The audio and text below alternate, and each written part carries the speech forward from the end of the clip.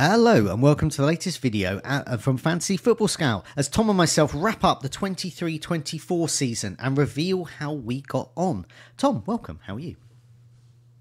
Yeah, I'm good, thanks, Joe. Yeah, enjoyed the season. We were just talking about it off air then before we came on. I don't think either of us had great kind of ends in game week 38, which we'll come on to in a minute. But in general, it was thoroughly enjoyable, and now it's all kind of Euro 2024. But for this video, we're going to have a little bit of a look back and see what we learned. So. Yeah, indeed. What we're going to do here is, this is just sort of wrapping up the FPL season, just from mine and Tom's point of view. But pretty much you can get any two of the 10 million managers here, and they will probably say similar things, and they will have similar lessons learned and similar final days and things like that to discuss there. So what we'll do is we'll look at that final week. We'll reveal how well the final goals and assists imminent tables did, so we'll sort of wrap that up as well. We'll see how we did over the season, assess some lessons we've learned, assess what lessons you've learned as well. We've got some community lessons there as well. We'll have a little eye on next season, how it could be a little different, particularly with the chips perhaps as well. Just a reminder, do press that like button and do subscribe so you can keep up to date with our latest videos and podcasts. During the summer, it's Euros time, so we'll take a bit of a break from FPL until there's some big announcements, you know, like fixtures and player prices and those types of things before we get into FPL. But yeah, Euros for the rest of the time. Okay, so yeah, here we'll have a look at the final day review. So well, let's go with you first, Tom. Yeah. This is I've got your team up and your final rank as well, which is 20,878 for the benefit of those listening on the podcast. So do you want to just briefly, because people don't really want to dwell on the final team, unless of course you got in and captain Mateta, but do you want to just go through your team, what moves you made, whether you were, what was going through your head that final day, what you wanted to achieve? Yeah, sure. So as you can see, I've got 66 points in total. There was plenty of returns there. It did feel a bit so-so. The transfers were Gordon and Isak to Salah and Archer. Mm-hmm. So obviously Isak going a bit mad wasn't great. But I'd always planned that move. I think when we did our kind of team selection video on the Tuesday, I really wanted a piece of that Liverpool fixture. Salah was the one that I wanted. Yeah, and I was jealous. Wasn't I? And I kept saying, I really want that. I keep thinking about it.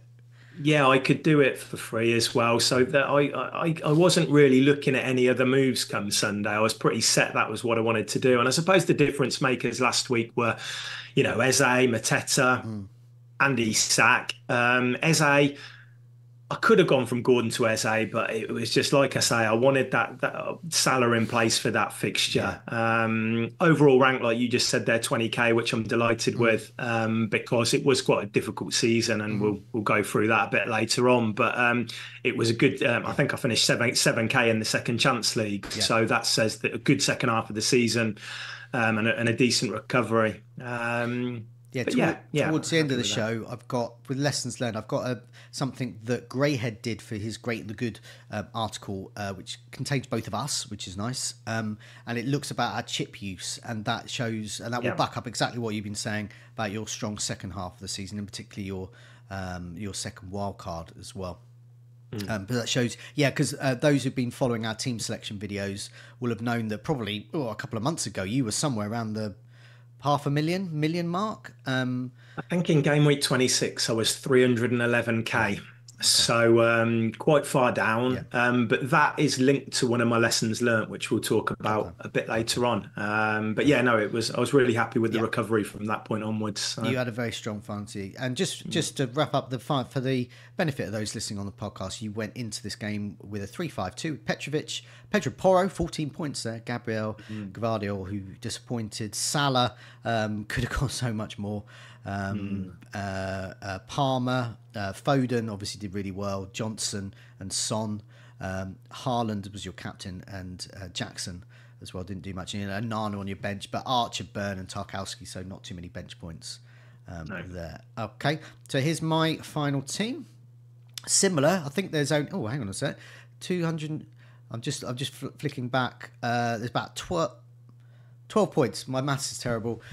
So I finished 12 points behind you. So at 29,447. This was a weird final game day for me, because pretty much for the last, I would say, almost all of my previous ones, apart from when I had a stroke and couldn't make any moves, when I still finished 22k, by the way, virtually every season I've either been trying to get in the top 10k or keeping in the top 10k or 5k or top 100k. So last season I was 9,000 and something. Season before was 101. Then I was 92 or something, 90. So you see, I was sort of hovering that. So my game week 38 was really important, because I was like, I wouldn't use hits or anything like that. And I just needed to get that over the line for that rank push. But this season was really weird, because I was 24,000. Yeah. And if I'd have had a stormer, I think the most I could do, I mean, unless I got like some obscene score, but with my template team, even with a transfer, I couldn't have got more than about, even a stormer, maybe 16,000, I think I worked out. And then I also thought, if I just take a hit or something, I'm just probably going to stay in the top 30k. And so for me and you, we've got a lot of top 10k finishes, and I'm always, I see top 100k as sort of the benchmark of like quite a good season. Top 50k is a really good season, I think. Top 10k is exceptional. Yeah. So for me, like 15k, 20k, 25k, 30k, 35k, they're all basically the sort of same. They're all quite good. They all say, I'll look back at that and I'll say, I had a good season there. It wasn't a great season, but it wasn't a terrible season. It was pretty good.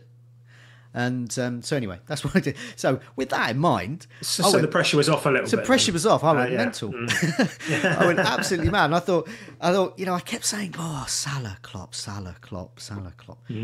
I think, I thought, I'm going to get him in. I'm not going to captain him, but I'm going to get him in. And I have to take a hit to do that.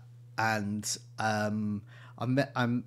I had just enough to do Salah and Muniz in for Isaac and Bruno Fernandes. So obviously that didn't go away. If I'd have done absolutely nothing, I'd have finished probably about 18k. But as I said, I don't really think it's not really the information that we had though.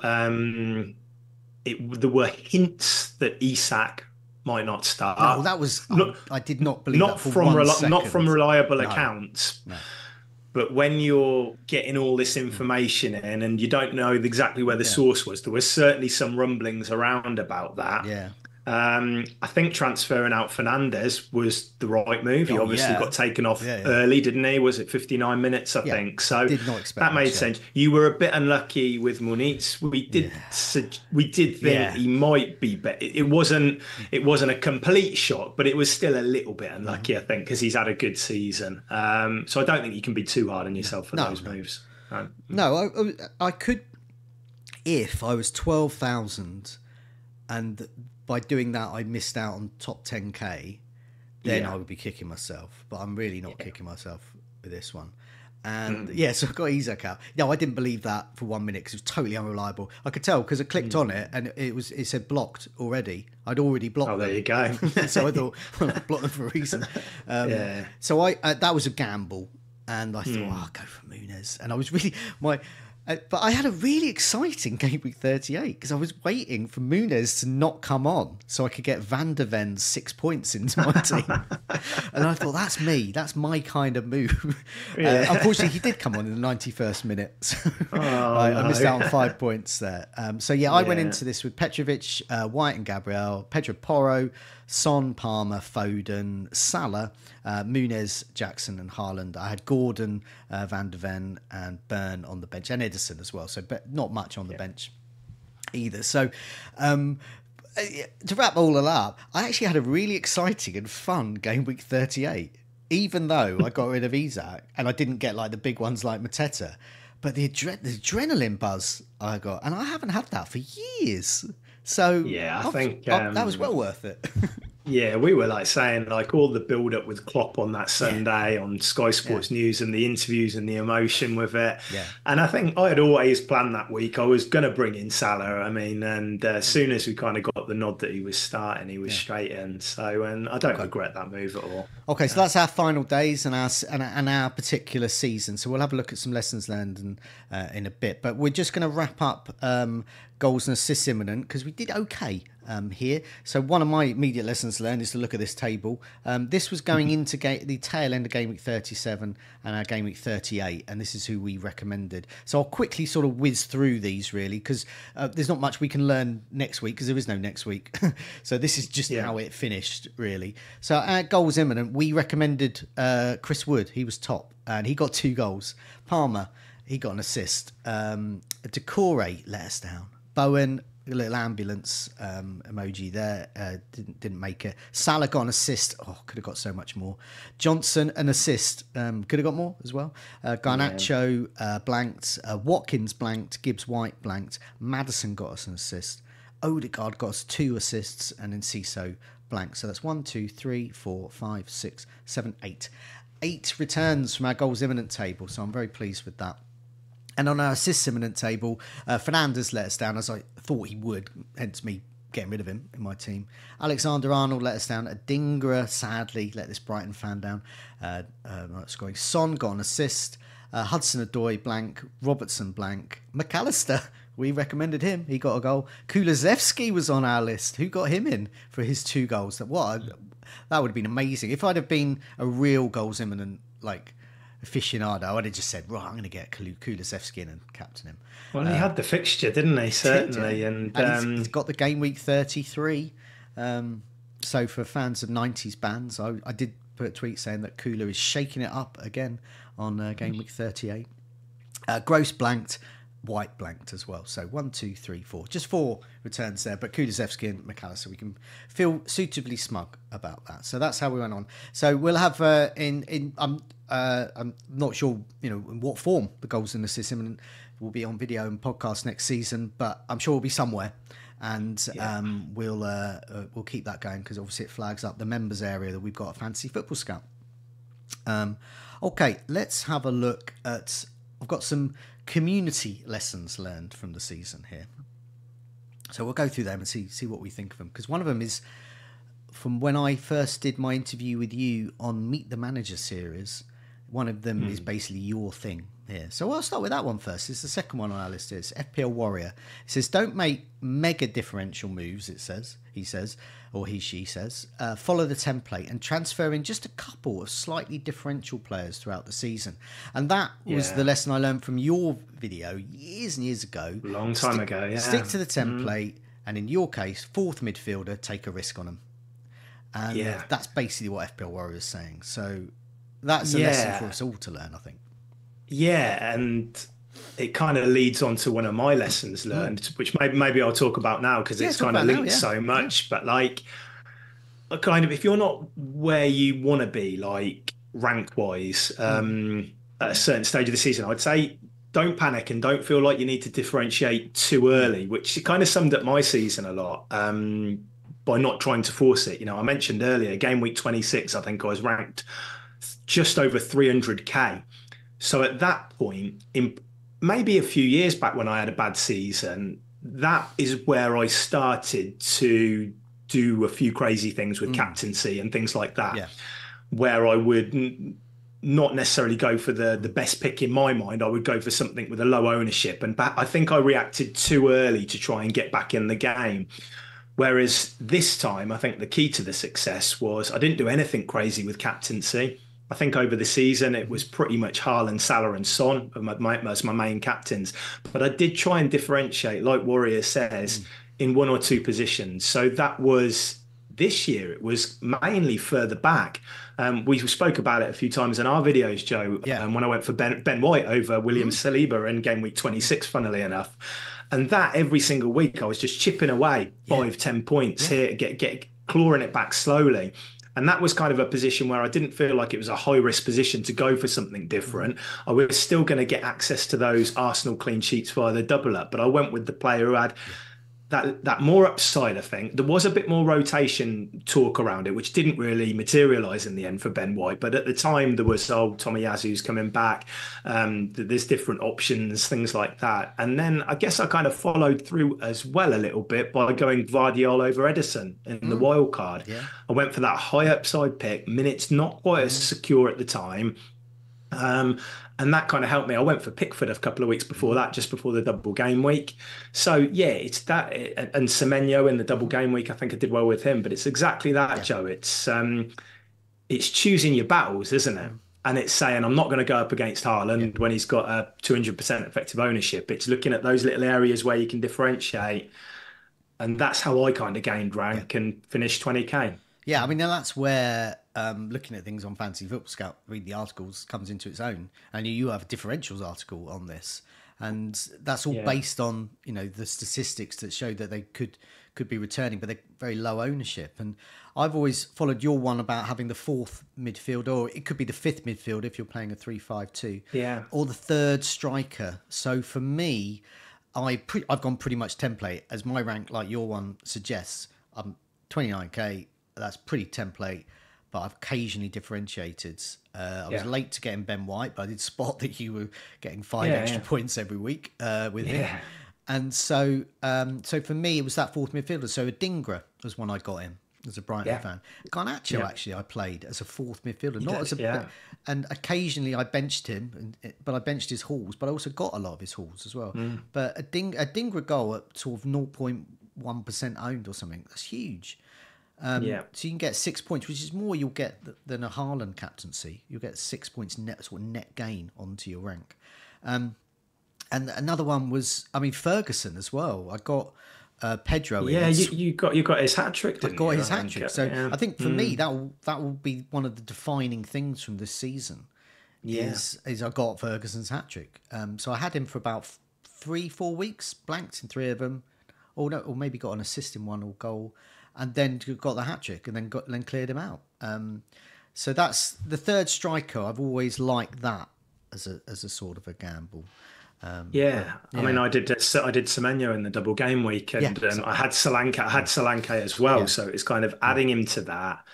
A position where I feel I can take a little bit of a risk when a lot of people had double Bournemouth defence rather than double attack. So it's identifying those areas, I think, where you can try and make gains without killing your season if it doesn't pay off or if it doesn't work. So a couple more here from the community.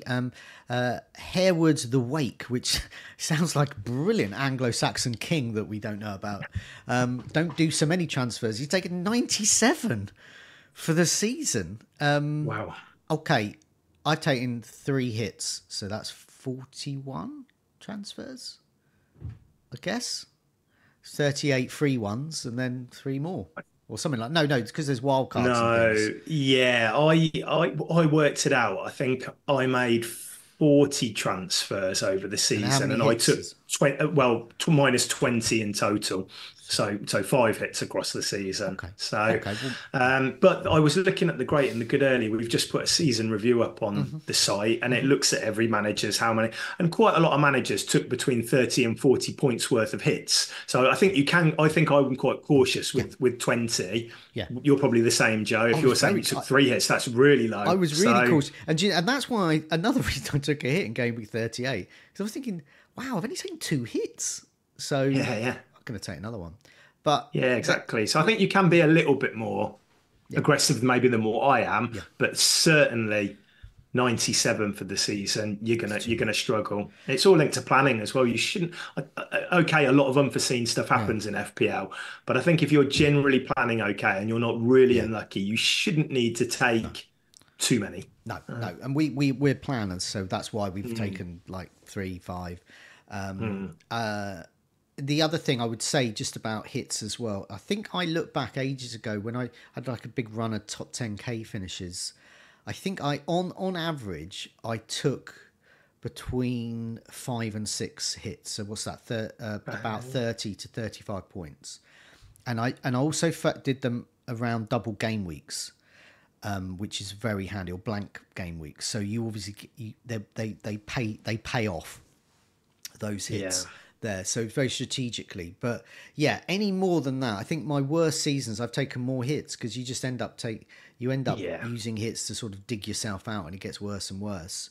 And that can be the Absolutely. problem. But yeah, the best thing to do is, if you think you're going to take lots of hits, you think you're missing out on the players, just forget those players and just don't bother.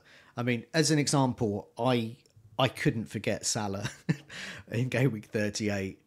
But arguably I should have done, because I would have got more points if I had. And that's the lesson there to learn. But it's not a lesson I particularly care about for game week 38. I would do normally. There's no way I would have done that if that Yeah. was game week 10 or something. Yeah, it was just a one game week punt Yeah. where you thought he was Yeah. going to Yeah. outscore it. Had it been 5 fixtures following on from that, you might not have made that decision. But, To be honest, I didn't even think it would have outscored, but I just, yeah. Anyway, so that's important. And I know lots of people I've seen on Twitter, they say, oh, taking 8-point hit, 12-point hit, and it goes on. And I just think you're going to get nowhere. But yeah, strategic hits. So yeah, we're too cautious, hence our rank. We haven't won it. And I do think the winners yeah. are the ones who have been a little bit more aggressive at times. So another one here from Mr. K: offensive and defensive strength is completely different. Very often higher teams like Newcastle and West Ham have worse defences than lower teams like Brentford. I put that one in because that's a lesson to learn about, because that changes, and we have to always keep stock, don't we, of form. And we think, oh, I'm going to invest in the Arsenal defence. That's great. Yeah, it was great this season. But going into next season, will the Arsenal defence be good in game week 1? I remember a game week 1 just 2 seasons ago where they got beat. Was it 2 or 3 seasons ago where they got beaten by Brentford 1-0 on the opening day? Yeah.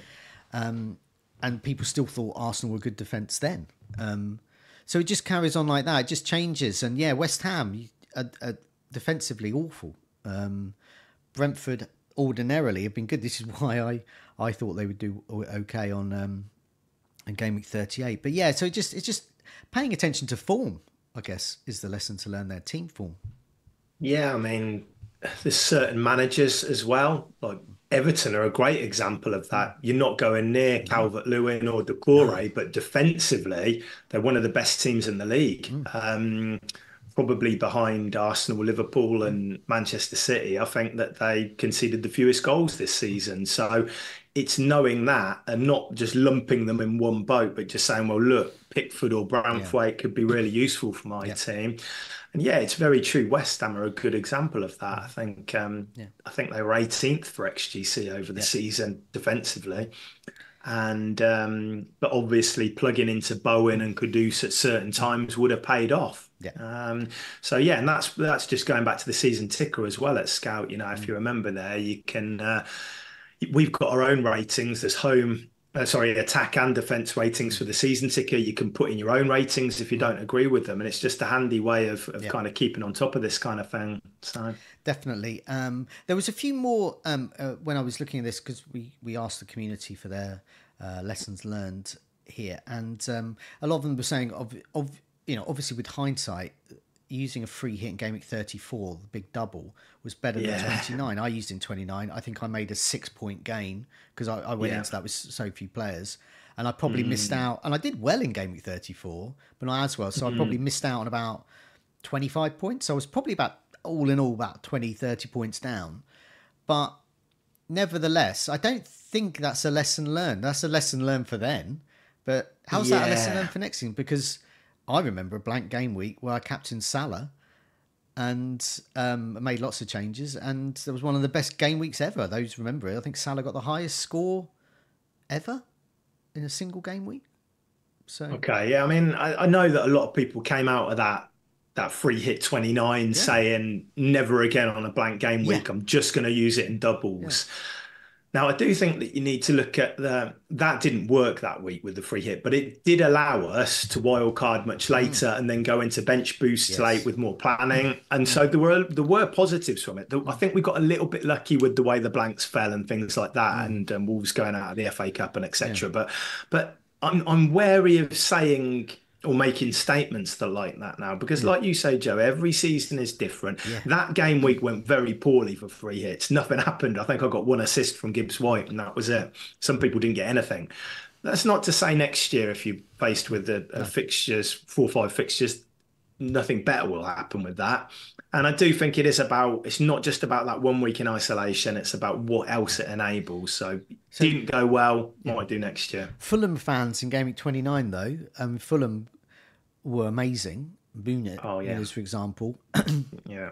Those Fulham fans are just, I'm just going to free hit with loads of Fulham and I'm not going to go for Spurs. They would have come out of that with a huge score. Yeah. So that's the way it is. But yeah, no, I think, that probably brings me on to next season, really, with the chips. And we'll look at our chip use in a sec. But you can't make those... Next season will be vastly different. And people need to get into that different mindset because there won't be such big doubles because they've rearranged the fixtures so that matches won't be postponed as often during the cups. So I think, obviously, those involved in the League Cup final and their opponents... There's going to be a blank for them and a double for them down the line. So I immediately don't think, well, you don't need a chip for that blank because it'll be tiny. And also for the free hit, there's a double game week opportunity for triple captain or free hit even if they're really great teams. But it's only 4 teams. And it does make me think with less double game weeks, there will be some, but not many, and less blanks. It does make me think, well, triple captain, great in a double game week. Free hit, probably less so if you've just got 4 teams blanking, you probably do that with transfers. Yeah. Bench boosts, I'm not sure about as well. And it just makes me think maybe there's going to be some single game weeks, like game week 38, where say, for example, Man City are playing a promoted side, Liverpool playing a promoted side, Arsenal playing a promoted side, all at home. I might look at that single game week, if that happens, and think, could I play a bench boost then? Could I free hit that team? And it does make me think that, I think. I think it'll open up. Yeah, maybe we won't be quite as defined as this season as when to play chips. And I've seen a lot of talk or a lot of chat about people saying, well, I'm going to bench boost game week 1 next year and I'm going to get it out the way. There's not going to be as many doubles to hold that for. I'm quite not there with that yet because there's quite a few unknowns going into game week 1, but it could work. And let's see what the fixtures, when they come out next month, let's have a look at them and see how it looks. I think with the bench boost, it's all about the planning. So I still like a wild card, then a bench boost. Bench boost, wild card out of it. Because basically a bench boost is a pain. Because it does mean that you're slightly restricted. The players like Palmer, etc., are going to be much more expensive. Saka may be more expensive. Salah might get a bit of a reduction, but probably won't. I mean, the pricing's going to be tougher, I would imagine. I hope so. So premiums are going to be harder to get. So I just want, I don't know if you agree, Joe, but I want it to force us to move away from the kind of the traditional big 6 teams a little bit. And I want to be one of those managers who might have to pick a newly promoted player or and have one or 2 of those spots in the teams, which it used to be like, didn't it, Joe? And you used to get whereas now I think it is very, you can build a 15-man squad of teams from the top 6 or 8 pretty easily, and it's very hard to then start looking at players from it. It rules out a lot of the league, doesn't it, with the current pricing structure? And it does as well when you've got like a sort of a big sort of community and social media sort of telling you, go for the template. Remember when I was going on about Alfie Doughty? I did it as a I got him in and got loads of points from him. And then suddenly he was in like 5th of teams. I do think the defence is maybe the one slot that you could do that this year. But then I was looking at players like Ben Brereton Diaz when he came on, when he came up. But I never got him because when you've got players like Palmer and Yeah. locked into your team with Yeah. value in there, it's very hard to kind of find spots for those players, isn't it? They're kind of a bit redundant, really. Yeah, you might find some people go for them, but generally they're not going to be widely owned at all. No. And there's other examples as well. But so I think there were a lot of good differentials to get. It's trying to nail their halls at the right time, but it's also I do think that, again, it's looking out for sort of talisman in those teams. You know, that was it. Charlie Adam at Blackpool was a great one. Graham Alexander at Burnley, another great one on penalties, and they can become mainstays. Even I remember a nod to our colleague Flapjack, a Reading fan, Nicky Shorey at Reading, 3.9 wonder. God. He was the Trippier of the South. So, you know, there's been some fantastic ones there. So I hope there's more. The teams that are coming up, Leicester, Ipswich, Leicester in particular are a seasoned Premier League side. And so there'll be options there. Ipswich are looking good as well. And one of Leeds and Southampton to come back. Once again, there's really good options there. It feels a bit stronger this year, doesn't it, than what we had with Burnley and the rest, and Sheffield United and Luton last year. Yeah. This feels like you if Leeds were to come up, for example, with Leicester, you've got Premier League pedigree in recent times there, haven't you? And that might open up a few more opportunities. But again, it's all down to the pricing structure to see if we even have to look at these teams, because if we don't, we're probably going to say, well, we'll leave it for a few weeks and see how they get on. I took a punt on Bamford when Leeds last came up, and it's one of my main memories from looking back playing FPL the past few years, how well it went.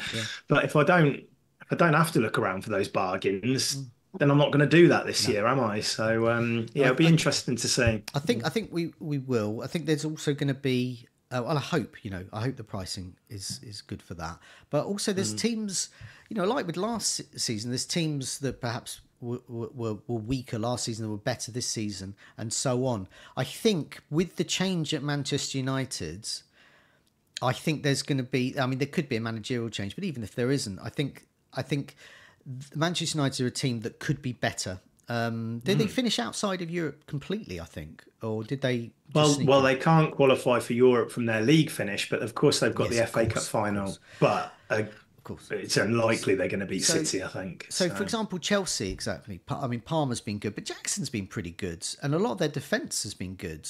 And one of the factors, no Europe. So, massive team not in Europe. That's what I quite... So, Manchester United players I might be more interested in.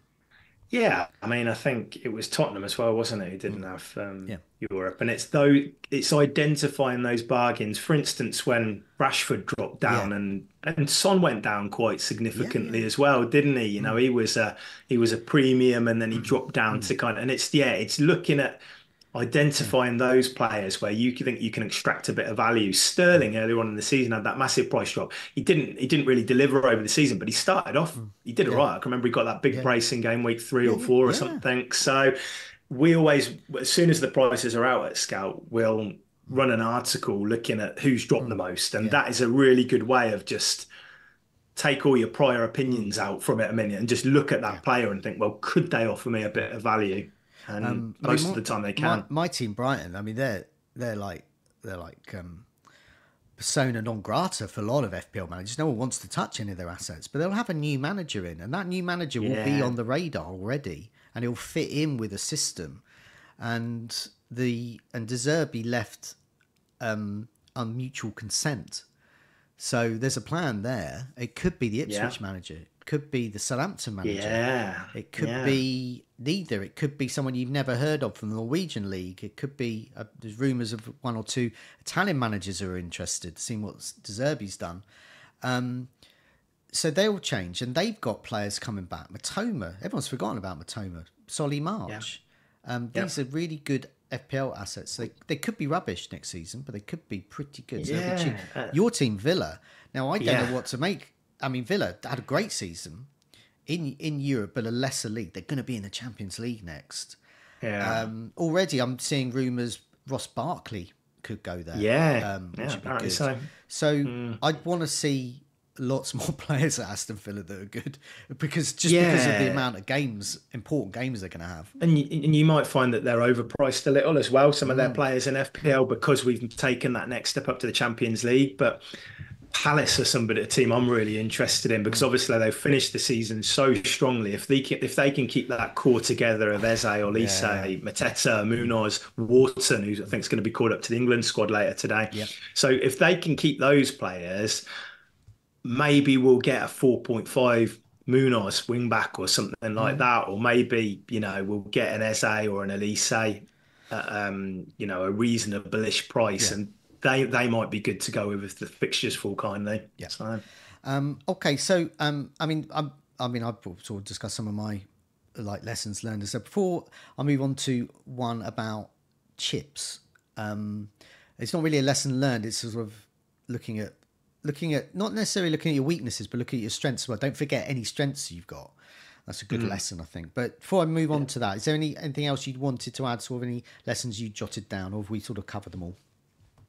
the only two, just quickly, I'll talk about one. Captaincy. I didn't realise, but I did really badly this year. I got 550 points in the end Okay. for captaincy. Now it's hard to gauge that number. So Joe, I just looked at you. You've got 578, so you got 28 more captaincy points than me across the season, which is a bit of a gap. But there were members of the Great and the Good League now. Jan, who got the best captain score, he got 624 captaincy points, and I got 550. So that's 74 more. Fabio got 608 to my 550. What did he do differently then? Well, I haven't identified exactly what they did. I looked at who I had captained over the season. So Haaland 18 times, Salah 9 times, Son 4 times. They were the three main ones. Then I looked at some of the other players. Now, Palmer I captained once. Saka I captained once. Watkins I only captained once. Now these were like Palmer was the highest scoring player in the game.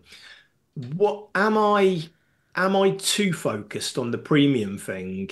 Perhaps by just going for Haaland, Salah, and Son, or do I need to? I don't know. I haven't looked into this enough yet, so I need to kind of go away. And I just popped it up before we came on air, and I looked at it, and I thought maybe am I being too blinded by those players? And maybe do I need to start? Palmer was a prime example, wasn't he? He was available at 4.9 million at one point this season. And did I get that into my head where I couldn't captain that player because of his price? I don't know. I think with me, I would just favour a City player. But I think for me with the captaincy, so my captaincy was a bit better than yours, but still in that same sort of, that indicates to me that probably a couple of weeks I did a different captain that was a bit better. Yeah. That's not a great deal. But yes, I think Palmer, I should have captained him more. But it wasn't price there. It was just because he was Chelsea. And I still wasn't entirely sure about Chelsea. But with Man City, Foden, as Game Week 38 shows, I think I was too trusting of Haaland against any opposition. Haaland away or at home, but against a much lesser team. And I know West Ham are, and he blanked there. But on the whole, he's going to do well against those lesser teams. Haaland against Liverpool, Arsenal, Manchester United. Maybe Man City's not the best place to go there. Or maybe I should look at some of those easier games for Man City and think, well, hang on, I think Foden's going to get a bit of space here. Yeah, I didn't captain Foden once this season. You look at the season that he's had and the hauls that he had. How many hat-tricks and braces? Amazing. Was it 2 or 3 hat-tricks he had? I forget, but it was, I didn't get any of those. So, and that just leads me quickly on to my next one that I didn't get a lot of Foden's hauls because I locked myself into a City triple up, I think, a little bit too early. And I think I watched De Bruyne in that. Was it the Newcastle game when he came off the bench and within 20 minutes he turned the game on its head? And I bought him in the following week. And because I also, a bit later on, I think I had Haaland when he was back from injury, and then Alvarez as well. And once you've got a triple up locked in, it's very hard then to make. You've always got other transfers, haven't you, Joe? There's always something else Yeah. to do, whereas it feels a bit sideways, especially when you want to change Alvarez, who's a forward, for Foden, who's a midfielder.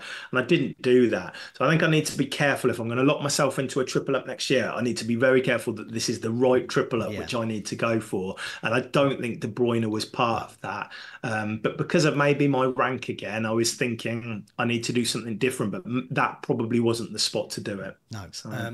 Now, on that subject, for example, with the Arsenal, I already highlighted, everyone did really, double Arsenal defence is the way to go. Even though Havertz and Saka combination would have done well, it's just that relentlessness of having Gabriel or Saliba, Gabriel and White, just a relentless point accumulation of that. You're getting 12-point minimum most weeks, and then Ben White might get a goal or assist as well. Gabriel might. So I really like that. So yeah, I agree with you there. You've got to be sure, but I was sure of that, and there was so much evidence to point to that. But yeah, I wasn't quite sure with the Man City one, and I got Ederson in, and that was costly because it locked me out of Guardiola. So that's not. I suppose the lesson, there's going to be different players. Rumours Ederson might not even be at Man City. So there's lessons learned there, exactly, that you just sort of keep an open mind. And I do, on the whole, favour double ups, not triple ups, on the whole, because it does give you a bit more flexibility. But yeah, I think that's a good lesson there. I've got a slide here, which is from the Great and the Good article from a week or so ago, but it shows all our chip use, wild cards, triple captains, and free hits. And the reason I've looked at this is because often with these little sort of lesson learned content, there's a focus on weaknesses and also things that are a bit out of your control. But we don't mention the strengths as well. So if you've got a strength, whatever those watching, listening, whatever your strength is, what you think you've done well, don't forget it. Keep doing it, and that'll help. And I think for you and I, we have the same strength here, and that is the wild card use. So in our chip use, for you, your first wild card was in game week 10, and your percentage rank gain after 5 weeks from then was up 42.8%, which is pretty good. And then, but it's even better for your second one, game week 35. Your percentage rank gain after 5 weeks was 77.6%, which is huge. Yeah, and you see, just to jump in quickly, Joe, I think that I look back on that first wild card, and game week 8 was the best time to play it, wasn't it? You can see down that list there. Yeah. So I look back on that and think, okay, 42.8% is okay, but I wanted more. The second one was all linked to that free hit 29, which wasn't as successful, but it allowed me to play it later, and that worked. And that worked there. So your wild card game is still very strong, I would say. And the same for me. So I did mine game week 8. I got a 90% rank gain after 5 weeks. Yeah, wow. That was, Salah captaincy against Brighton, was it, I think? That week. That sort of got me hugely into the realm of the top 100k off the bat quite easily. And then I sort of hovered in and around there and then moved slowly up. But then game week 35, 45.6. So it's still pretty good. Percentage rank gain in game week 35 there, but look at some of the other ones there. So you mentioned Jan earlier. So 93% gain in his game week 8 wildcard. Seb 89% gain after 5 weeks in his first one. So I think you and I, our wildcard game, because we highlight those players, we plan. So that's what we do because we've been playing for a long time. So I'm not going to get rid of that. I'm not going to. So we don't on the whole waste our wild cards.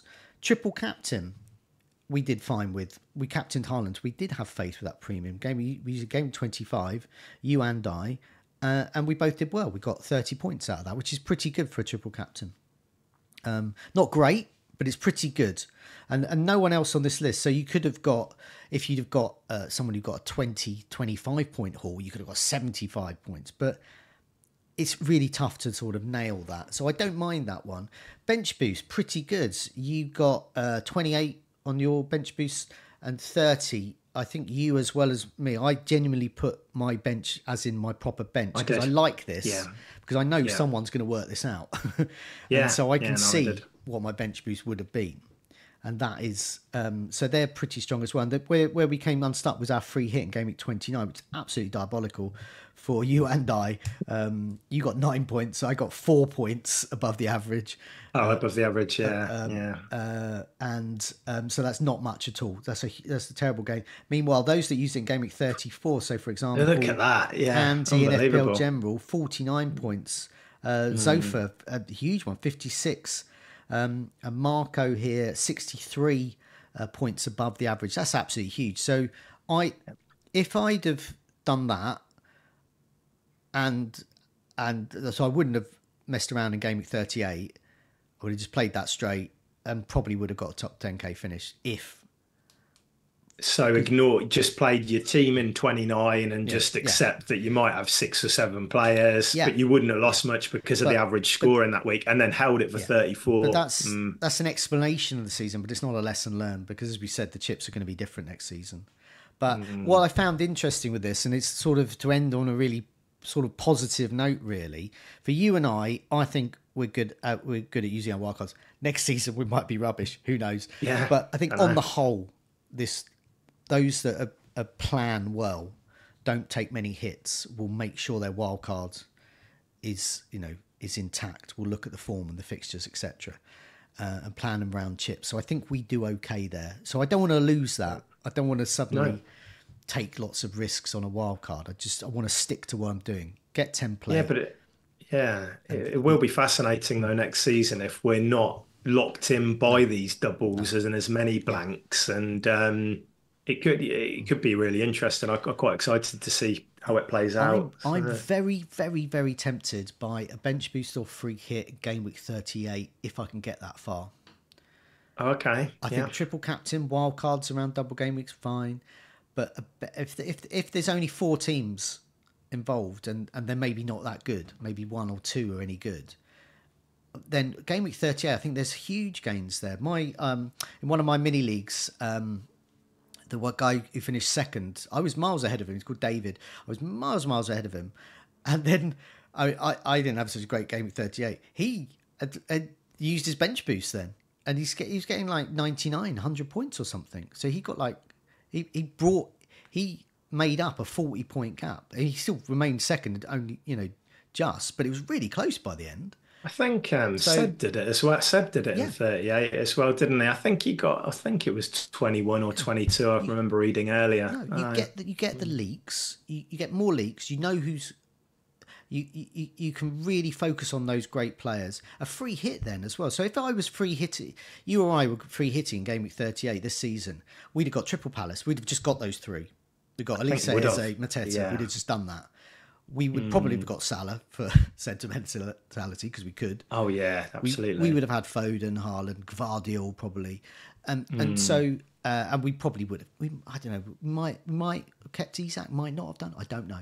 But probably not. We probably would have gone for double Arsenal defence, which might not work. But if you would have plugged into Palace and got maybe got Eze on Elise and maybe Munoz as well, we've got the clean sheet, got this. You would have had a great week. So that's an example of where that might not happen, but it makes me think if I can leave one of those chips, game week 38. That could be really potent. And it works because we could see Villa were absolutely knackered. Yeah. They had absolutely nothing to play for. And I don't think people really thought we're going to lose 5-0. No. But I think we all thought there's a 2 or a 3-0 there because we just haven't got that motivation for it. We knew the lineup before would be rotated heavily. Palace are on such a high at the moment. That was a great fixture to target. We had Mateta in the scout picks. I think Eze was in the spot of the differential lead because we thought there was goals in that fixture. And you can get more players in that you want to get for that game week 38. Because one thing that I've learned from this season is game week 38 is really good, really fun. I haven't had a fun game week 38 for years, and as I said, and so I quite like that. So I would have got. I definitely, and this isn't even with hindsight because people have followed me all season. I definitely would have got Alfie Doughty in. I definitely would have got Chris Wood in because they're the 2 players I go on about all the time, and I never really get around to getting them. Well, did with Alfie, but he scored. There's 3 goals between those 2 cheap players. Now on a free hit, they might have got nothing. They may, those sorts of players might get nothing next season. But on that, just to use that sort of free hit in game week 38, just to pile in on all your favourite players. Yeah, it's fun. Yeah, I mean, I think we might have got burnt by Saka maybe because we didn't know until after deadline about that. But generally, yeah, it could be, and that's why it'll be interesting next year. And I do think if we haven't got all of these doubles and these blanks, we've got a bigger pool of players to choose from, which I like as well. You're not, when you've got 4 teams who double in a certain game week, the focus leading up to that is all about those 4 teams. Whereas if that isn't there, we're not tied to that as much, and that's when I like it because you can get a bit more creative. And yeah, you mentioned that sort of Seb used his bench boost because I was preparing for the Scoutcast that didn't happen this week, and yeah, he got a really good score. He's got well into the 80s. Yeah, and he finished sort of 34k.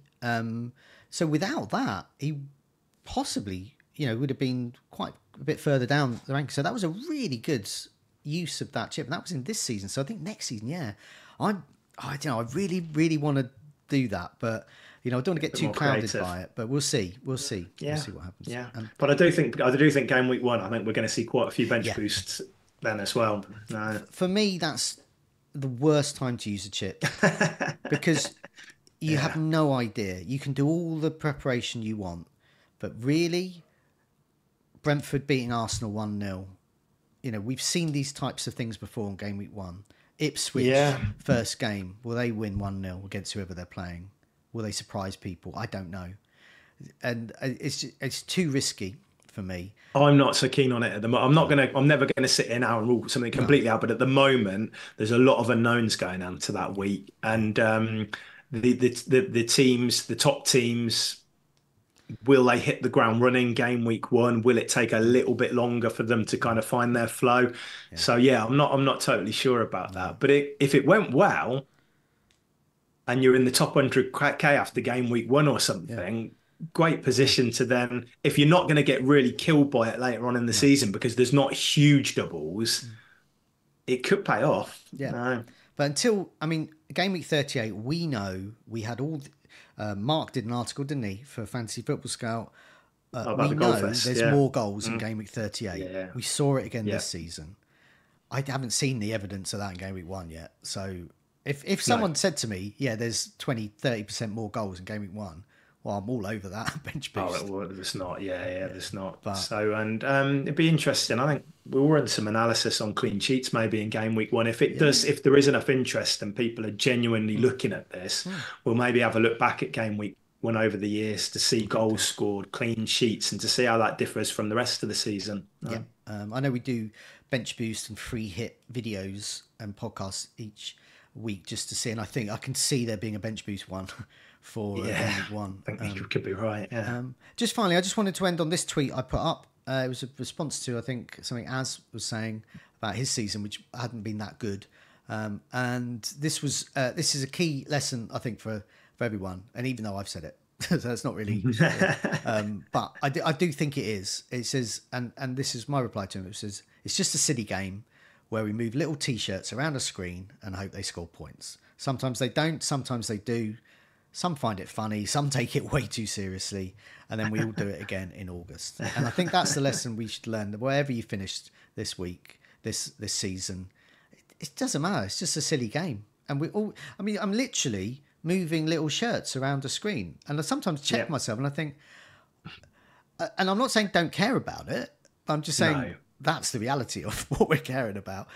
And no matter, and I'm going to do it again in August. You are. We're all going to do it again.